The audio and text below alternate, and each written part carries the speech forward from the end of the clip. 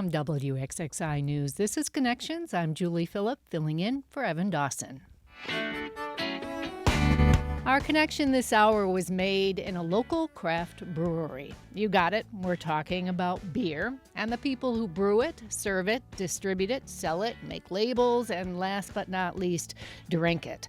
They're the people keeping the craft beer industry alive, and this week they are the main focus of the Flour City Brewers Fest, Friday night at the Rochester Public Market.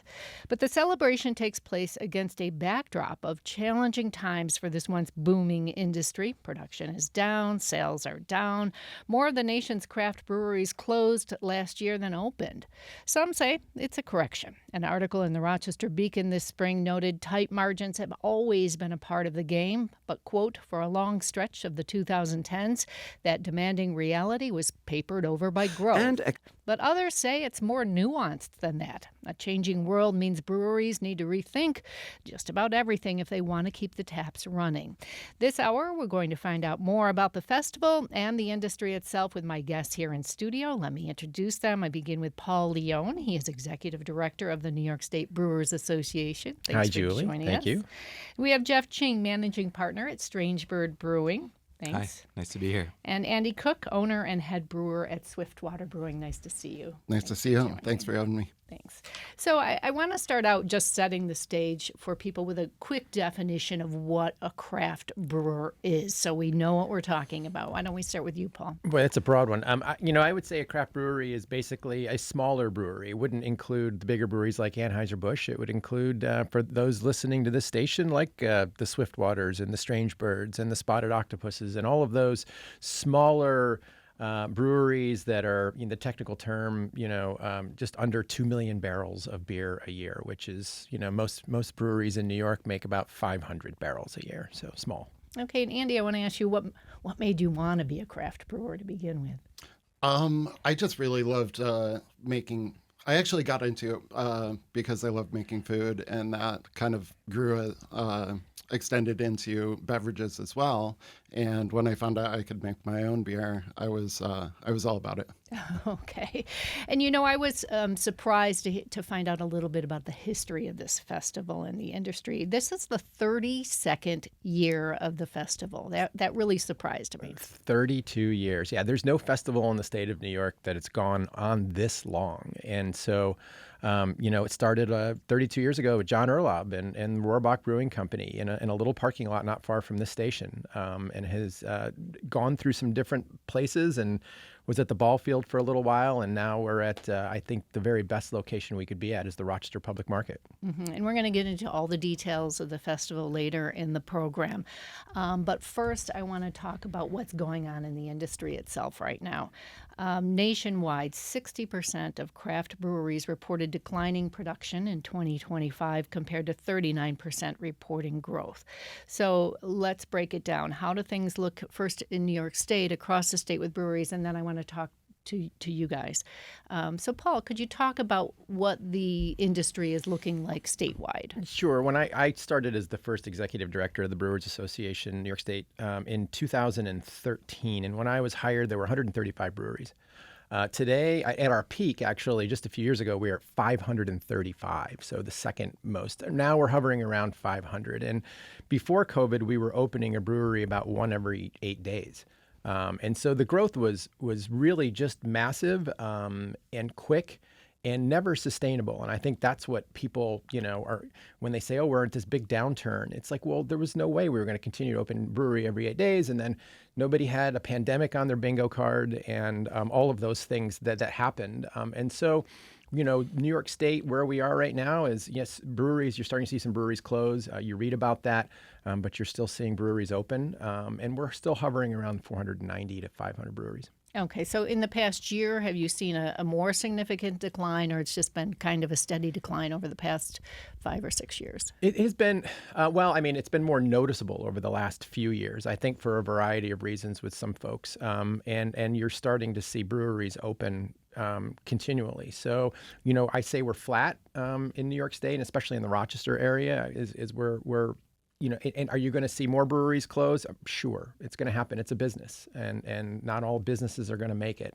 but you're still going to see some open. Okay, and we're going to get into some more of the reasons. I want to ask you, starting with you, Jeff, with Strangebird Brewing. You guys actually seem to be doing pretty well, but how are you seeing the state of the industry now? From our perspective, we've had growth year over year. We started with selling about 500 barrels of beer when we opened in 2021, and we're approaching 2,000 barrels in 2026. So we've had consistent growth. Our tap room has been very busy.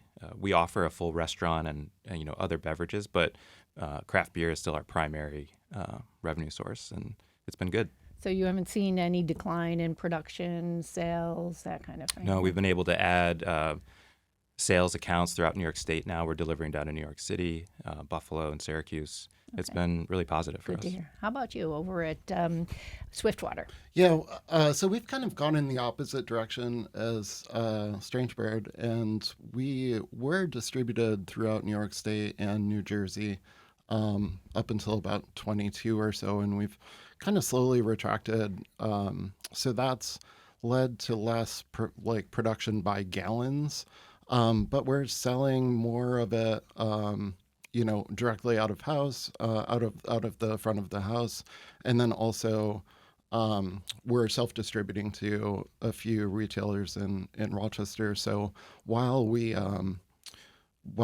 the volume is down, the revenue is actually up. So I don't know. You can slice it either way, but we're essentially we kind of cut out the middleman a little bit, so we're able to make more while we're making less beer. Okay, would you say you're a thriving brewery?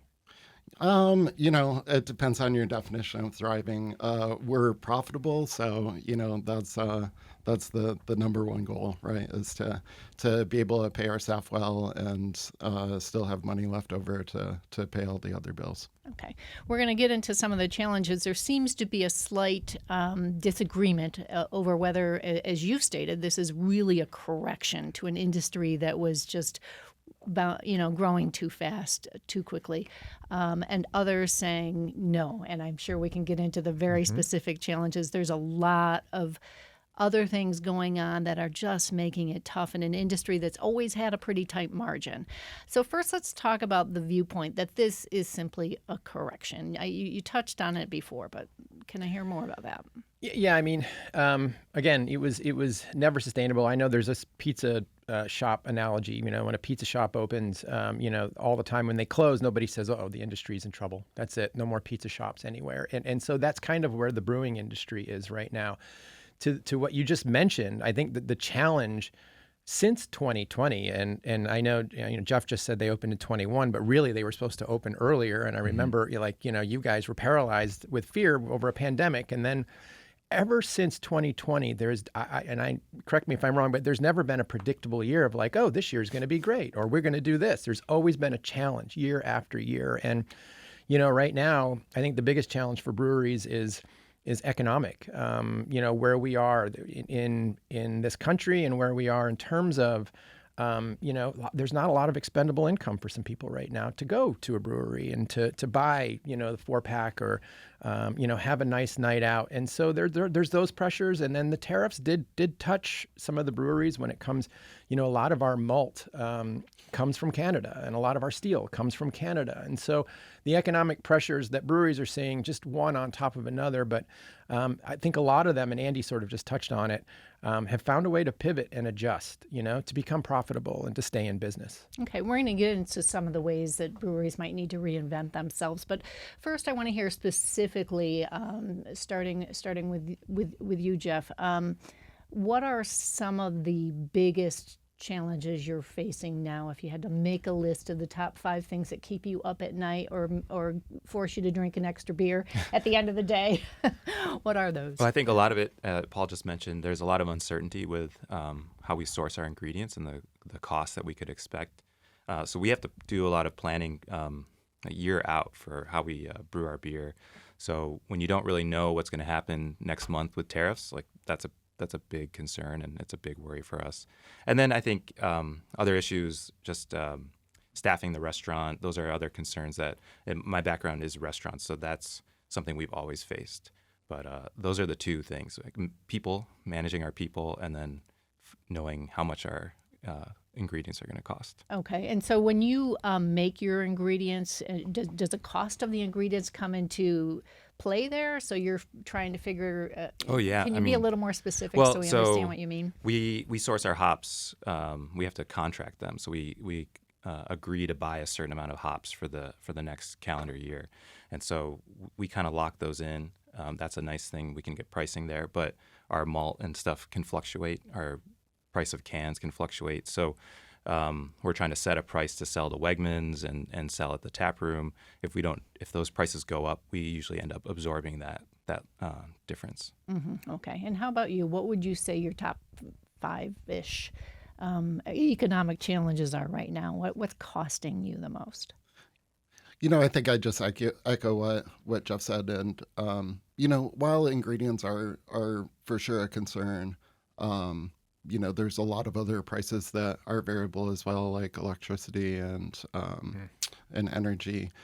And then I think I would also echo that staffing is one of our biggest challenges. Just finding awesome people and retaining those people and developing them to have more responsibility over the business is one of my biggest challenges. Yeah. Yeah. So could you? I know in the Rochester Beacon you kind of walked through the specifics of those challenges, particularly when it comes to staffing and the costs. Can you walk Sure. through that a little bit? What is it costing you? Yeah, so we've always paid a true minimum wage rather than a server minimum wage, so that essentially our staff is making, the minimum wage right now is $16 an hour, I believe, and then tips on top of that.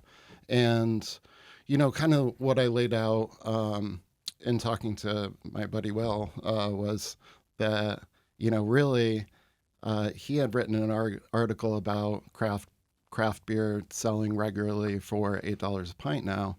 And I just broke it down. I'm like, look, well, like inflation is this. And, if you look at the minimum wage over the last 12 years since we opened, it's more than doubled. I think that's right. It's about doubled.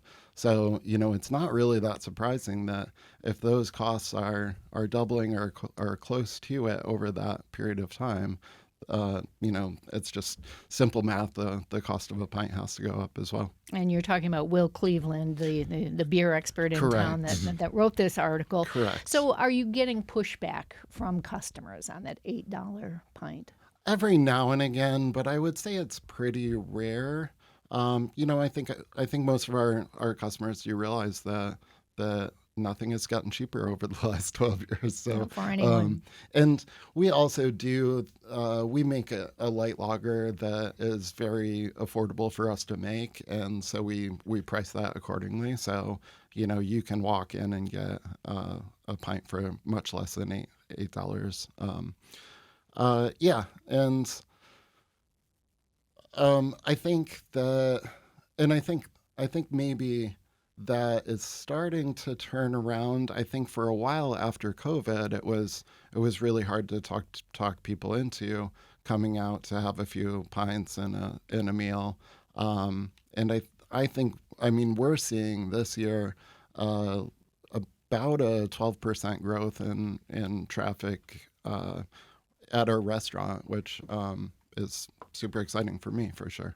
So that wasn't as much related to the cost as to fear of getting sick. It's so hard to say. Like, Yeah. I do think that I grew up in a rural area in New York, and I hang out in a small town in the Adirondacks, and living in Rochester, we always took it much more seriously. As far as like masking and like social distancing, we did way more of that. And then I think it hung on longer in urban areas. So for us being located in the center of Rochester, maybe we saw traffic pick up over the 5 years since 2020 rather than, where I grew up in a super rural area. the restaurants pop back like a year later, you know. Okay. So looking at it statewide, there was a lot of discussion about this $8 pint in Rochester. How does it compare to the rest of the state in terms of the cost of a pint and then also what people anticipate? Well, I mean, it's depending on where you are in the state. I mean, I think if you go to Manhattan, you're seeing $12 pints. And the interesting thing about the $8 pint, $12 pint, $9 pint, $24 4-pack is the margins are still so thin for the breweries that are selling these beers at that cost. And I think maybe the public doesn't understand that. They think, oh, they're raising prices so that they can, make more money. And I think they're raising prices because they have to. And that's the issue that they're all challenged right now. So yeah, downstate, it wouldn't be uncommon to see $10, $12 down New York City, Long Island. Upstate, yeah, we finally, it used to be 5, 6, there's now 7, 8. Even 9 in some places, out of sheer survival. Right. Okay. So the one thing that also is not discussed when we talk about the industry so much is that the economic impact of the industry. We're all talking, oh, can we go get a beer? That's the impact of this. But there is a very real economic impact on the state as a whole. Do you want to walk through some of those numbers? What the brewery's impact is? Yeah, we're a $4.8 billion economic impact right now in the state of New York. Which makes us number 2 in the country. So it's the volume, it's the number of breweries, and it's also involved in the amount of tourism. And so the last study that we did was 24. So yeah, $4.8 billion, 20,000 jobs. So we're pretty healthy economic impact. We benefit, the fact that the great thing about beer is bipartisan. And the one thing that Albany has always really done on both sides of the aisle is support this industry, and the wine industry and the cider industry and the spirits industry. And so our laws in New York are generally a lot more liberal than most other states. Andy mentioned it earlier. They can self-distribute. There's still a lot of states, southern states, that they can't even deliver their own beer. And there's even some states that have challenges of how much beer they can sell over the counter. So in New York, because of both sides really just supporting this industry, we've been able to grow and been a good economic impact back to the state. Okay. And Jeff, one of the things that people are saying is, and we're seeing it kind of the same thing that happened with the breweries as with the cannabis industry. You see one opening about every day somewhere in Rochester, it seems like.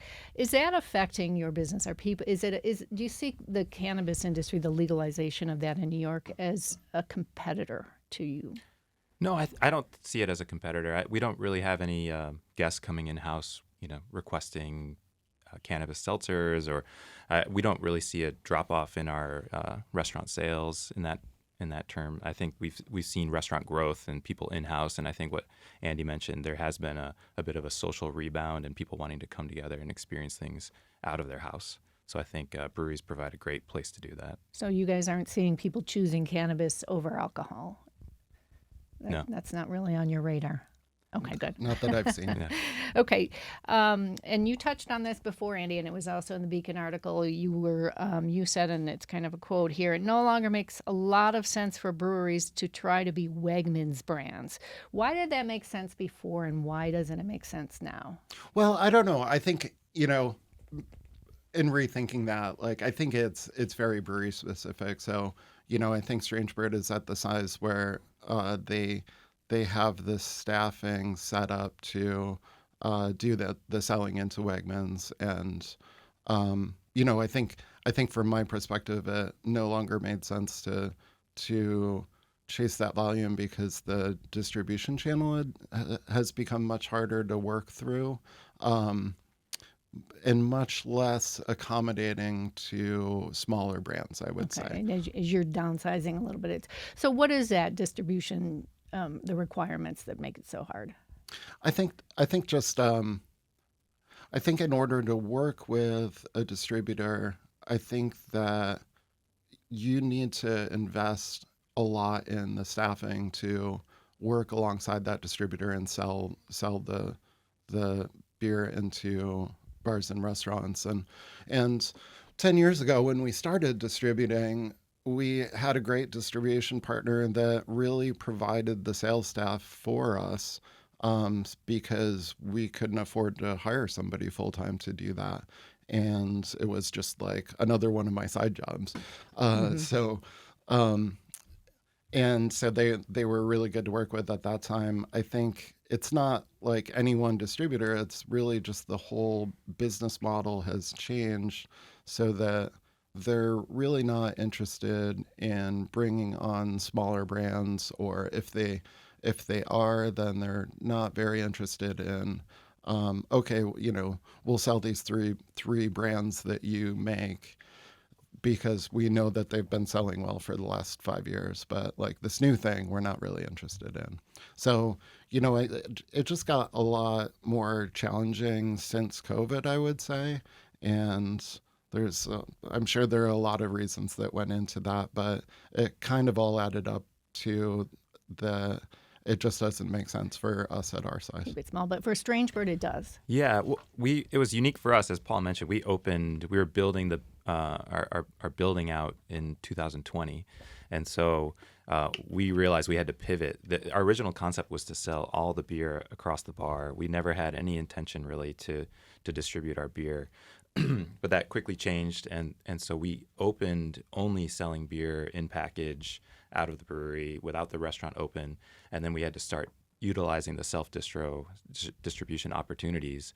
And so when the restaurant finally opened, it wasn't really something we could just say, we're going to stop doing self-distribution.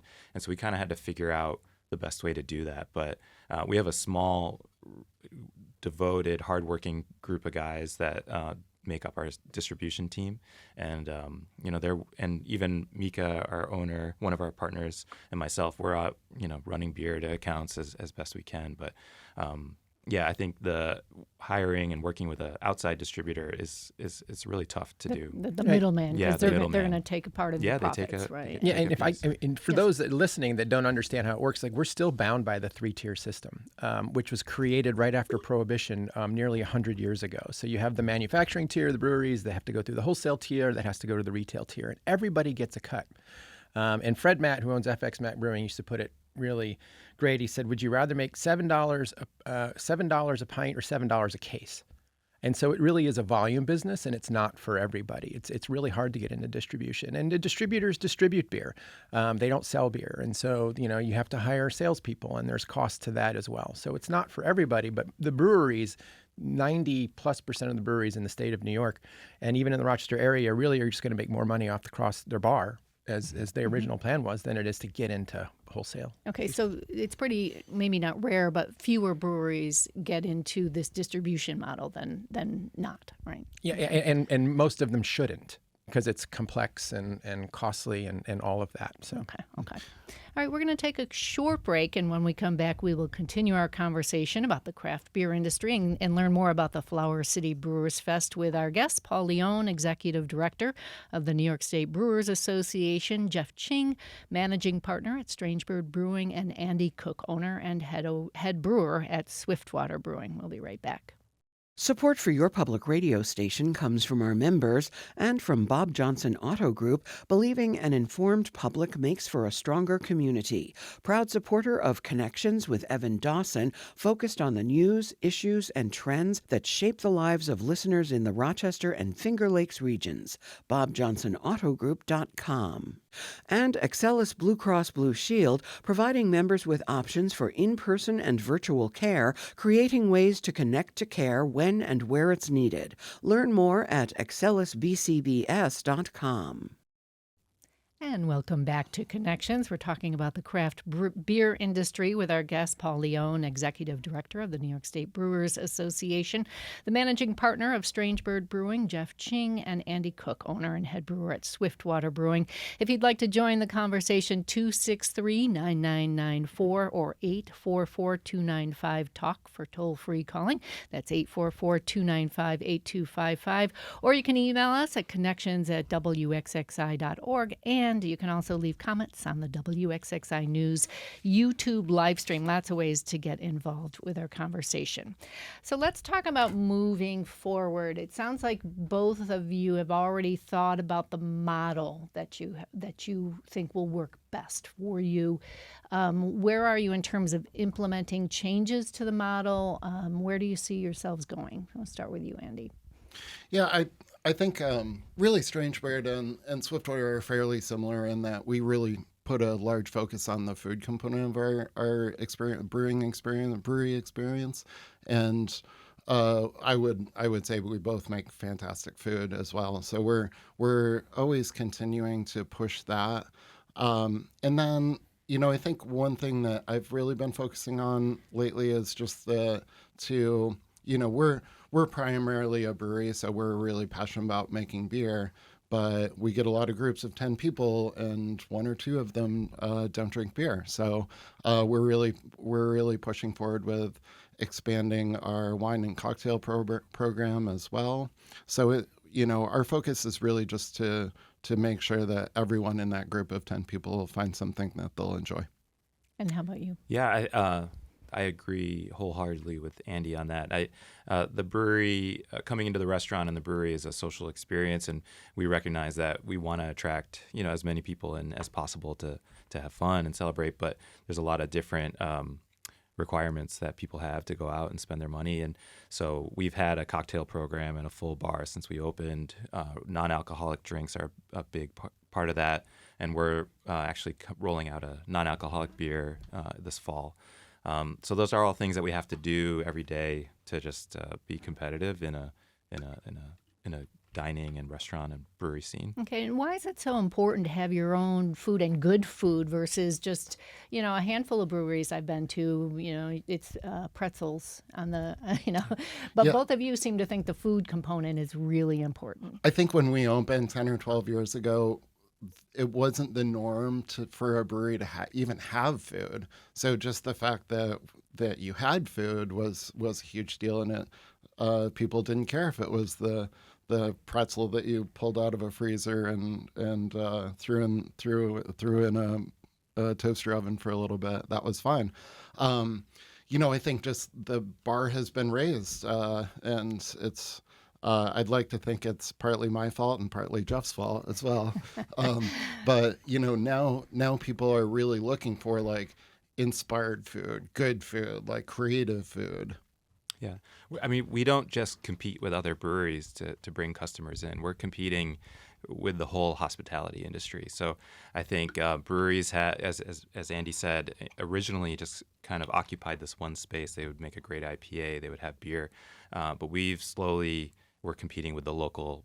We've actually become the neighborhood pub or the neighborhood bar down your street. So, we want people to really spend those dollars at our place, not as opposed to, but in addition to going to other restaurants in town.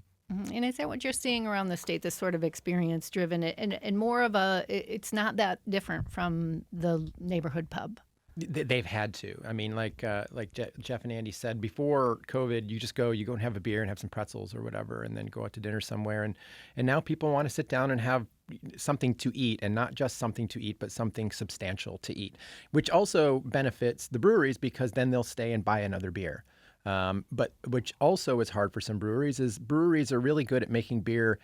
A lot of them shouldn't be in the restaurant business, right? So there's that challenge as well. And there are some laws that help with them to bring in. They can bring in, the local restaurant could open up a kitchen if they wanted to. So there are things that they can do to best fit their model, but they almost have to have food. And oh, by the way, they also have to do experiential things like run nights on Mondays, which or trivia nights and those sort of things. The brewing experience has evolved from making beer, selling beer, to being much more experiential. For sure, and those that have evolved are doing pretty good right now. Were you guys expecting anything close to what you're doing now when you started out? No, yes and no. For me, coming from restaurants, I've opened several restaurants in town.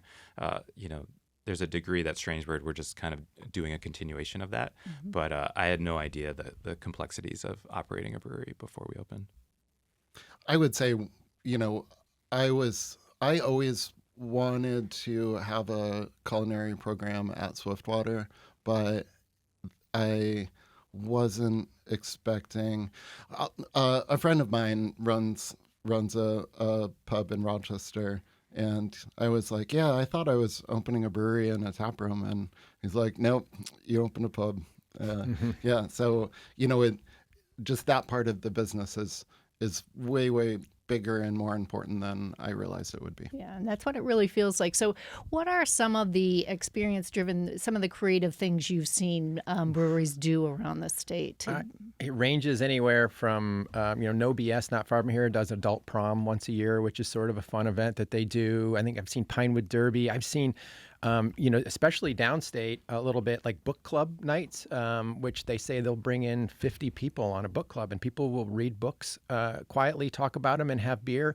So they're really getting creative. Learn your community, small circles, what's effective in your community, and really kind of tap into that and have a night for it. And also, a lot of breweries are doing event-driven stuff. You rent this space out for events, and so they're really challenging themselves to, like, how can I make some extra revenue and give the people what they want? And, oh, by the way, it's a brewery, and they're going to come in and have a few beers at the same time, or have, more than beer. I think every brewery you can get a non-alcoholic beverage of some kind, or a New York State wine, or a New York State cider. And the laws are pretty flexible for a lot of breweries to offer other things for those people that aren't drinking. And I was at a brewery, and it was trivia night, and I saw there was a table of like 10, Gen Zers, solid Gen Zers. And out of those 10 people, 3 had beer, but the others were drinking either soda or a glass of wine or something. But the key is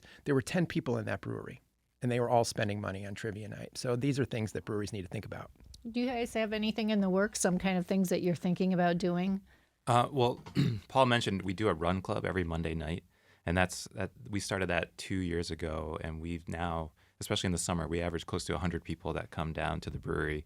And On a Monday night. On a Monday night. Yeah. And we run. So they run first and then drink? We run first. And after the run, we put out pizza and salad and French fries for them. And there's no expectation that anyone comes in and buys anything. It's really an opportunity to meet people in your community. We run across the river. We have all these different routes we do. So that's been a really just great thing to participate in. And then this fall we do a yearly, it's a mini Renaissance fair in our parking lot. It's called Good and Boom. It's a celebration of Belgian beer. So we try to have fun, kind of weird events like that from time to time too. Okay. How about you? Anything in the works or doing anything? Yeah, so we do trivia on Tuesday. We work with a Facebook bike group, and they start at Swiftwater and bike to usually another brewery, and then back to Swiftwater. We also have our Oktoberfest on October 3rd, so that's a really big day for us. We set up picnic tables and tents in the parking lot. And we have an accordion player, Mariana, that comes every year. So that's always a fantastic day as well. Okay, so numbers at the end of 2026 compared to the numbers that I spouted off earlier about the end of 2025, when 60% of the breweries had a decline in production. What do you think the end of this year is going to be? Is it going to be flat? Is it going to be better, worse? I still see flat. I mean, we had a pretty significant closing in Canandaigua with Naked Dove. That was one of the early pioneers. But we've got, Palmyra, New York now has a brewery. Has Drumlins just opened. Wheelworks, which is looks like a major operation opening up in Shortsville, fully experiential. They're going to have golf simulators and, all sorts of fun things that you can do there. And, the one thing that we see where we actually see a little bit of growth is if you have a farm brewing license in New York State, you can actually open up what's called a branch office. And so, you're seeing other breweries like, I don't want to open another brewery, but with this license, I can open a tap room somewhere else. So you have, there's a brewery in Brooklyn called Wild East. They're going to open a tap room soon in Canandaigua. And you're seeing breweries like, how can I make more revenue? Well, I'm going to open a tap room in this town that might be, a couple counties over. It's manageable. I can go back and forth. And then I can just sell my beer in my own spot. So you're seeing a lot of that happening. You got Spotted Octopus that took over the Rock Space. They're originally a Buffalo brewery. And so you're seeing a lot of those moves right now. So in terms of new breweries and breweries closing, most likely we're seeing flat right now. Okay. And what do you think is in store for you as you look at 2026 at the end of the year? Where do you think Swiftwater is going to be? I mean, sorry, Strangebird. we'll have seen growth from 2025, primarily in our self-distribution arm of the business. The restaurant has had modest growth, but we're lucky. We're doing pretty well on the weekends. It's been pretty busy. Most days we're open. Okay, and how about you?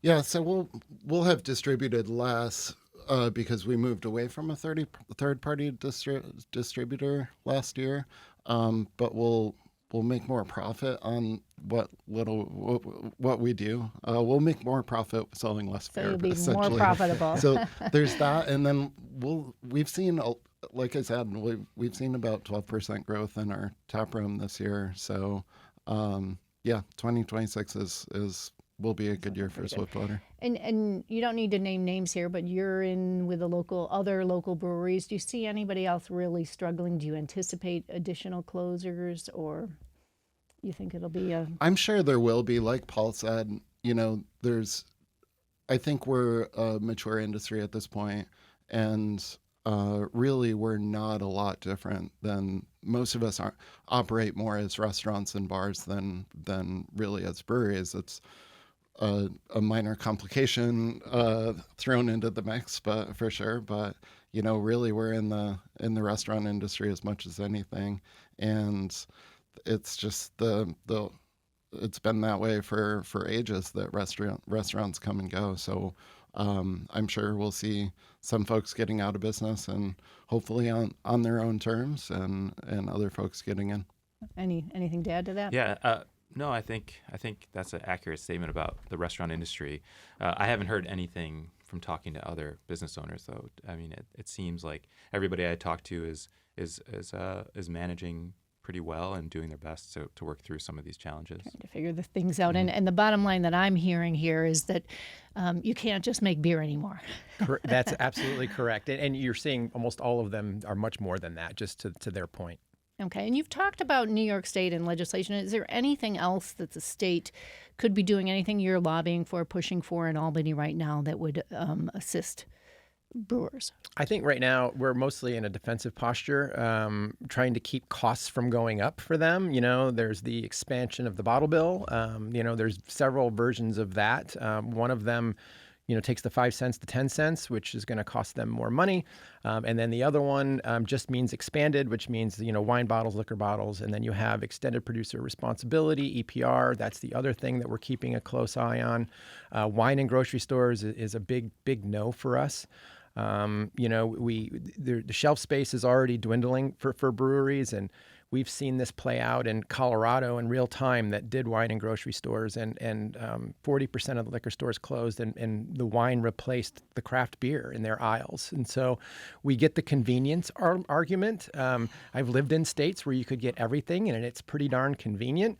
But at the same time, I think people don't see beyond that. So wine and grocery stores is one that we're so defensive mode right now. But we really are fortunate in this state that the state is usually everybody, they listen to us, they hear our problems, and if there's a piece of legislation that we say this will help benefit, they want to hear about it. Okay, thank you.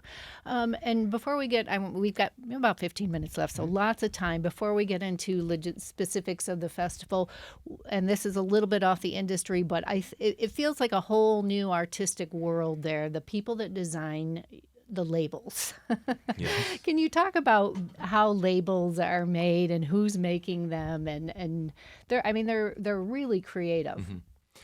For us, I have a friend, he's actually a RIT professor of illustration, and so we contacted him early on, and he's done 90% of our labels, if not more.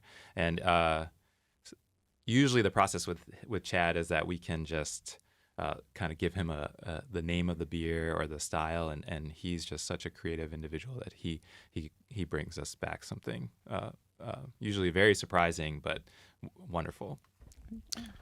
We're also lucky. We hired a part-time bartender 11 years ago who happened to have gone to school for graphic design, and he worked.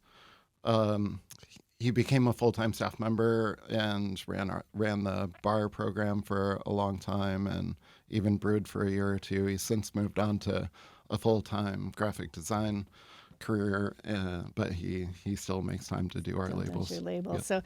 So, when you walk into a grocery store, the craft beer labels are, in most cases, compared to the large beer makers, are just head and shoulders above. They're just far more artistic. Is that?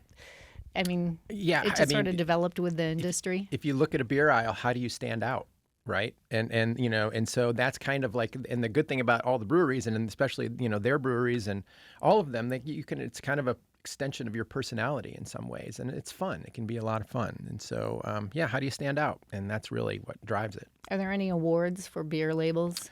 There used to be. There probably should be. I mean, there are so many good ones out there right now that people just, oh, I'm going to get this because the label's cool, kind of thing. Yeah. And there's a lot of good ones out I there. think the World Beer Cup might have had one this past year, Yeah. but it would be really nice to be able to recognize those artists.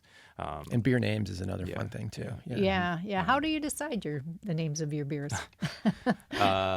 It's a bit of a struggle sometimes. When we first opened, we had a list of ideas, just a brainstorming, and we've exhausted that list, and so. It can be challenging. We're creatives, I think, generally in that room. It's a small group of us, but it's kind of like writing a new song every single day, or naming your band again. I had the best beer name that nobody took though, in Rochester one. Because there's a style of beer called a saison, and I said somebody should do Saison B. Anthony. And nobody took it because I guess she was very anti-alcohol, and they're like, I don't think it would do it. Yeah, it wouldn't be a good idea. That was mentioned in one of our groups. Was it? That was the reason we said maybe we shouldn't go there. So you got to put a lot of thought. How about you? What's your experience with naming the beers? Yeah, we just usually get 4 or 5 staff members to usually go out somewhere else and have a couple beers and brainstorm a list and put that in a Google document, and then mostly, we go to our graphic designer and say, like, we're thinking about making this beer. Here's 4 or 5 different names, and he just picks out the one that he can see a vision for the label. So you're integrating that. So, all right. So we have plenty of time. We got 10 minutes left. Let's start talking about the festival itself. So this year, for the first time, there's something called Governor's Craft Beer Row. Can you tell us what that is? Governor's Cup Row. So we have the largest state competition in the country is held right here in Rochester, and these two gentlemen have been judges. Andy helps out doing it. So we have, on the average, around 1,400 beers from all around the state that are entered in this competition. We get judges from all over the Northeast to come to the RIT Convention Center to judge beers, 1,400 beers over a weekend.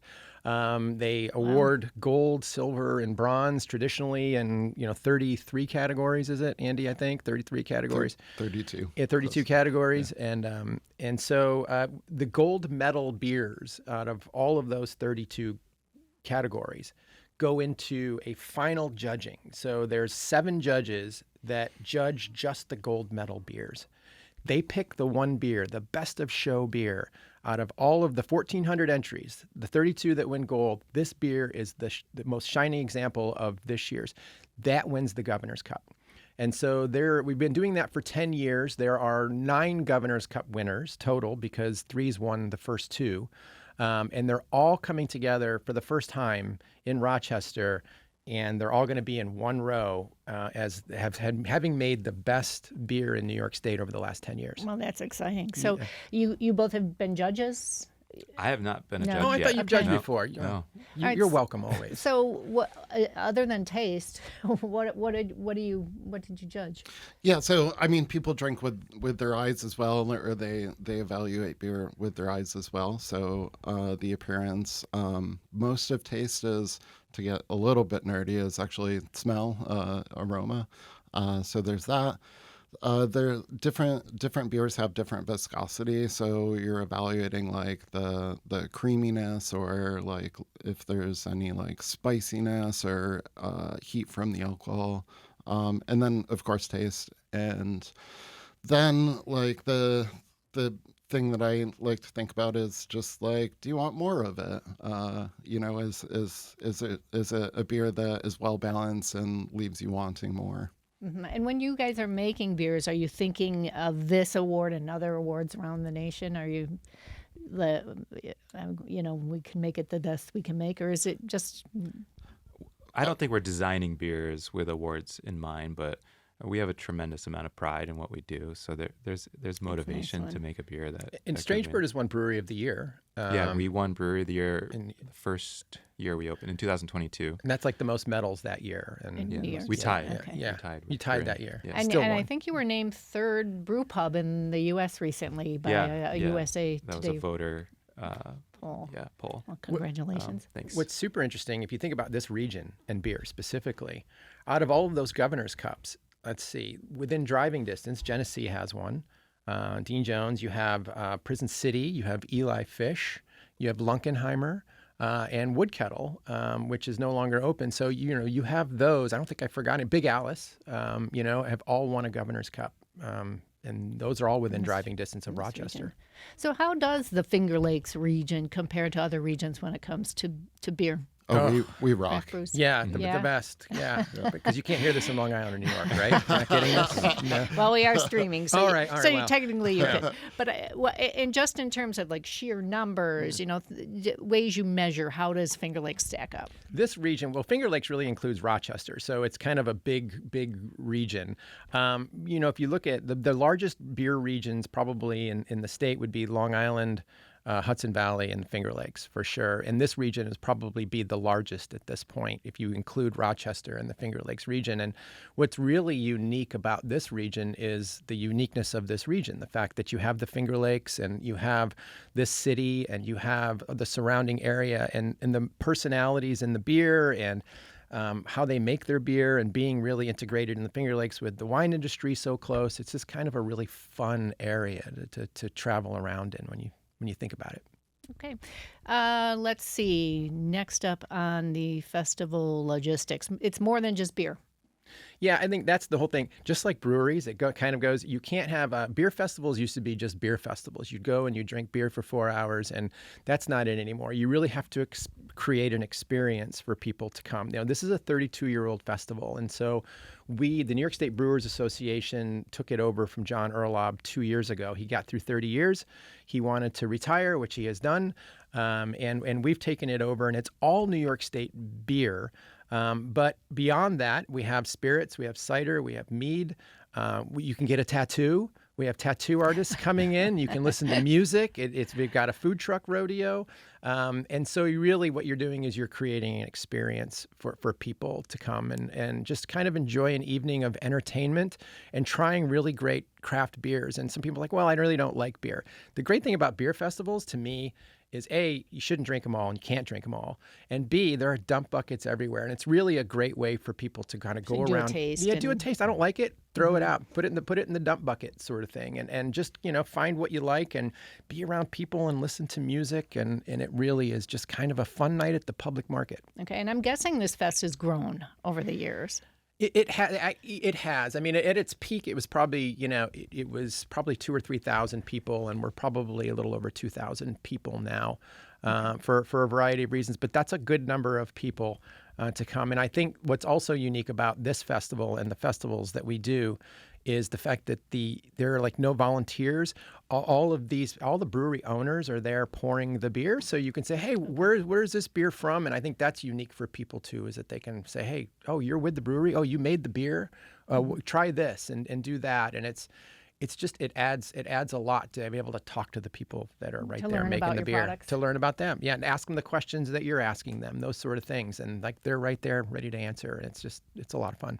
It's really fun for us too because it's all the brewers and brewery owners, and we're very good friends. So it's kind of like you share a passion. Yeah. Yeah. So this is not a family affair. Don't bring the stroller. Right? Don't bring the stroller.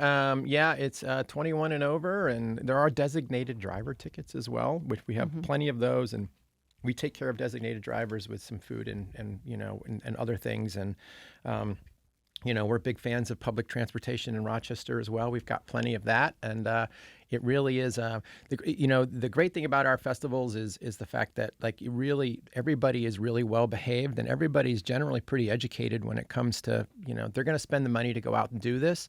It's they're gonna really ask questions and then just kind of take it all in, and that's the beauty of this festival. It really is one of my favorite festivals that we do. We do 5 around the state. And it's so popular that really we have breweries from the northern fork of Long Island coming to Rochester from the entire region. They all come here because of where it is and what the festival is. So it's unique. Okay, just a few seconds left. How do people get tickets? Flour City Brewers Fest.com. They can get tickets there. Or you can get discounted tickets at Strangebird if you pay cash, no fees, $50, or Roarbox. Okay, and can you get them at the door? You can get them at the door, too. Yeah, 77 degrees and sunny. Okay, and it starts at 5 o'clock 5 o'clock for Friday. VIP, 6 o'clock for general admission. And there's a handful of VIP left. Okay, and it runs until 9 o'clock. 9 o'clock on Friday. Well, thank you all for being here today. We've been talking craft beer with Paul Leone, Executive Director of the New York State Brewers Association, Jeff Ching, Managing Partner at Strangebird Brewing, and Andy Cook, Owner and Head Brewer at Swiftwater Brewing. This is Connections. I'm Julie Philipp, sitting in for Evan Dawson. Thanks also to our production team, everybody making it happen behind the scenes, and to you, our listeners. I'll be back tomorrow at this time. Until then, cheers.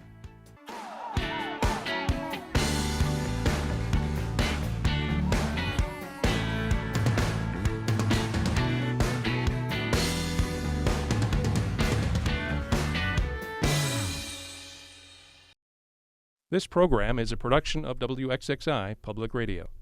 The views expressed do not necessarily represent those of this station, its staff, management, or underwriters. The broadcast is meant for the private use of our audience. Any rebroadcast or use in another medium without expressed written consent of WXXI is strictly prohibited. Connections with Evan Dawson is available as a podcast. Just click on the Connections link at WXXInews.org.